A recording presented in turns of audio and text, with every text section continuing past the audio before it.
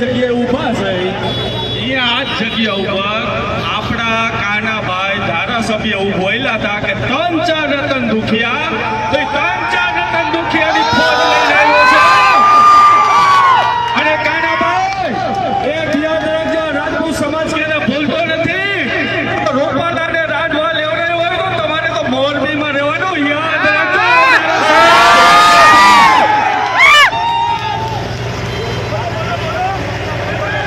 અને આ બધા જોડાયેલા ભાઈઓને કહું છું અને અહીંયાથી કાનાભાઈને પણ કહું છું કે ડરાવવાની ધમકાવવાની વાતો રહેવા દેજો આ સમાજ કે અમે કોઈથી ડરી એમ નથી ભલા માણસ